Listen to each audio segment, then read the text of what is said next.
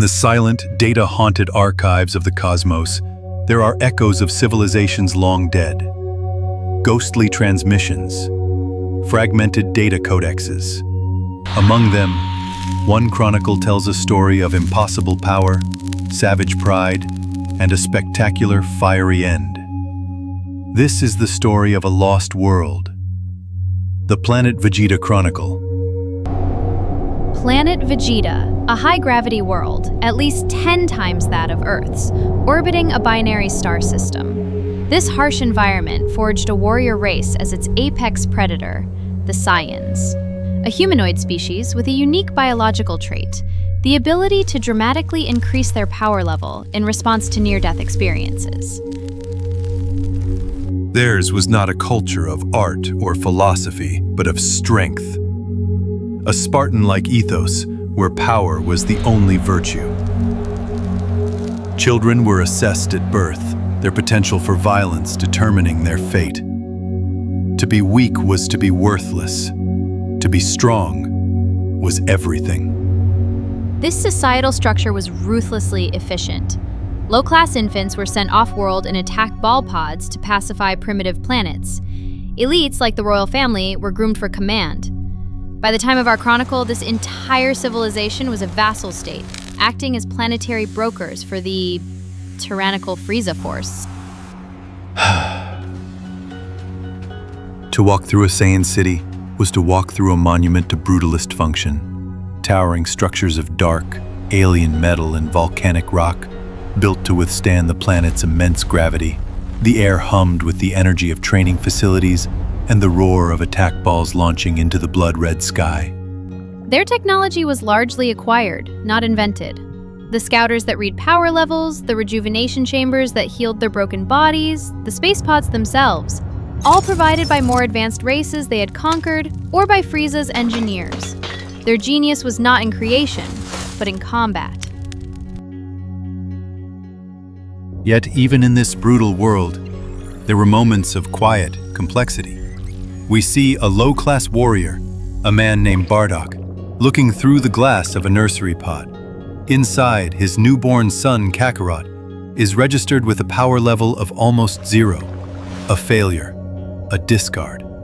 But the father sees something more, a flicker of defiance. The power level was a definitive, inescapable number that dictated a Saiyan's entire existence. This rigid system, while creating powerful soldiers, also fostered a deep-seated arrogance, an inability to see threats that couldn't be quantified by a scouter's screen. That blindness proved fatal when a new signal appeared in orbit. A ship unlike any they had seen before. A colossal biomechanical horror that seemed to absorb the light around it.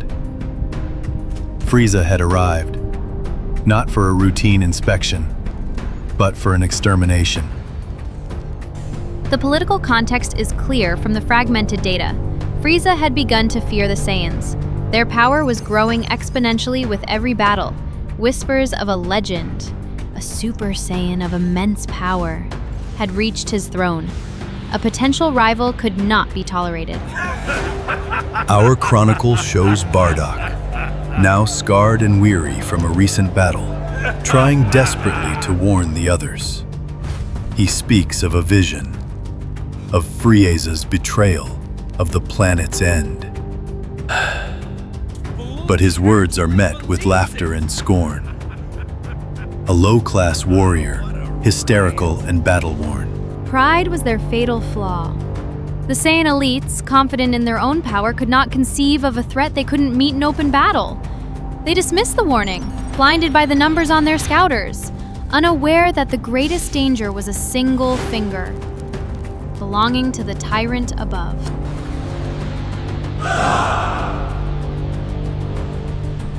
In a final, defiant act, Bardock flew into the sky alone.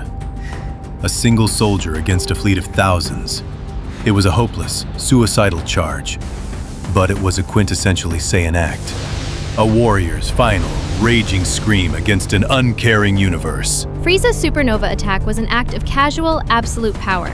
The energy delivered to the planet's core exceeded its gravitational binding energy. The result was a catastrophic lithospheric collapse followed by total planetary destruction. A cold, calculated, efficient genocide. The sky burned. The very ground turned to liquid fire.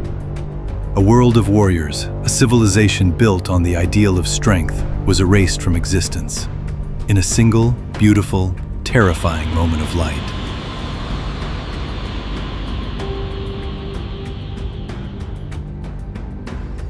The Chronicle's final data entry is chillingly simple. Transmission ends. Species, Saiyan. Homeworld, Vegeta. Status, extinct. With one statistically insignificant exception. The exception. A lone attack ball, sent on its worthless mission just moments before the end, carrying a low-class infant with a meaningless power level, a seed of vengeance, or a chance for a new beginning, sent hurtling towards a distant, peaceful blue-green planet. The legacy of the Saiyans is therefore a paradox. Is it a cautionary tale about the inevitable self-destruction of a culture obsessed with power? Or is it a testament to the unpredictable nature of survival, where the weakest link can, against all odds, become the last, and most important, chronicle of them all?